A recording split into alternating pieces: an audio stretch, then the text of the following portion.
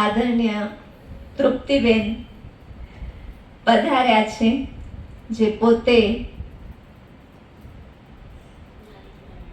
નારી તું નારાયણી ફાઉન્ડેશનના ડાયરેક્ટર બી છે. એક બહુમુખી વ્યક્તિત્વ આપણી બધાની વચ્ચે છે. તો એવા બેનશ્રીનું અને આદરણીય દીદીને આપ સૌ ઓળખો છો. શિવ અને શક્તિ. અત્યારે તો એટલા બધા સારા સારા નિયમો થઈ ગયા છે કે બહેનો ઘણી બધી પુરુષ સાથે સમોવડી થઈ ગઈ છે, અને એના જ પ્રયત્નો પાછળ મારા ઘણા બધા પ્રયત્નો હોય છે કે હું એમને આગળ વધારવાના ઘણા બધા કાર્યક્રમો કરું છું. એટલે જ મેં ફાઉન્ડેશનનું નામ રાખ્યું છે નારી તું નારાયણી. નારી તું નારાયણી. જ્યાં નર છે ત્યાં નારાયણી હોય. આની સાથે એક બીજો એક મુખ્ય સંદેશ પણ હું જરૂર આપીશ કે આપણા સાથે જે આપણા ઘરના વડીલોને આપણે માન આપીએ તો આપણે એટલા બધા પૂરક પણ નથી બનવું કે એની ઉપર થવાનું છે, આપણે સમોવડી જ થવાનું છે. ઘણીવાર મારા પાસે ઘણા એવા પ્રશ્નો આવે કે એક બહેનોના દિવસ છે, મહિલાનો દિવસ છે, એટલે મહિલાઓના ઘણા બધા કાર્યક્રમો હું કરતી હોઉં છું.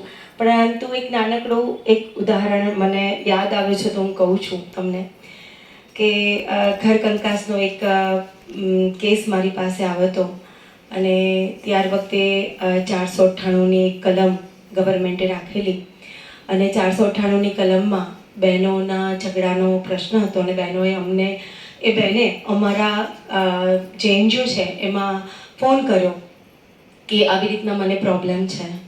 અમારી બહેનો ત્યાં ગઈ તો બહેન બહુ જ આસાનીથી રડતા હતા અને પોતાની વ્યથા કહેતા હતા. કારણ કે કહેવાય ને કે બહેનોની અંદર અમુક નાટકીય પ્રવૃત્તિ ભગવાને જ આપેલી છે. બહુ આસાનીથી એ અભિનય કરી લે. જેટલી શક્તિ છે એટલું અભિનયદાતા પણ છે. હું બહેનો માટે ઘણા બધા કાર્યક્રમ કરું છું, મને બહેનો બહુ જ વાલી છે, છતાં હું આ વાક્ય આ પ્રોગ્રામના માધ્યમથી કહું છું કે બહેનનો અભિનય હતો અને પુરુષ કશું જ બોલતા નહોતા. એના પતિ, મેં એમને પૂછ્યું કે ભાઈ તમારા બંનેના પ્રશ્નો હું દૂર કરવા આવી છું, તમને કંઈ પણ ઇકોનોમિકલી પણ પ્રોબ્લેમ હોય તો પણ નોકરીથી માંડીને બધું જ હું એક આખું ઘર જ ઉગારી લઉં છું. કારણ કે ફક્ત બહેનોનો જ નો પ્રશ્ન હોય.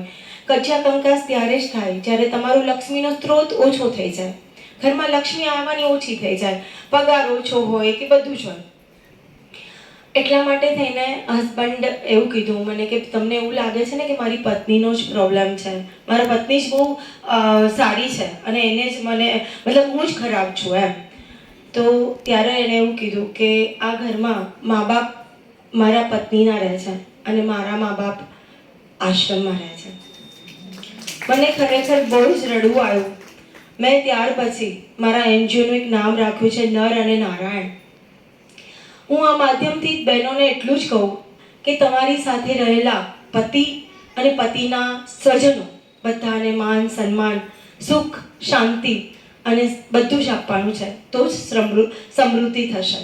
બેને કીધું કે આ દીવો છે એ પ્રેમનો છે, દીવો છે શક્તિનો છે, આનંદનો છે. બસ આપણે જ્યાં જઈએ આપણા ઓરા એટલા બધા પવિત્ર હોય કે આજુબાજુ બધાને એવું થાય કે પવિત્ર આત્મા આપણી પાસે આવ્યો છે. તો બસ એ જ આત્માનો પરમાત્મા સાથે સાક્ષાત્કાર કરવાનો છે. Thank you so much.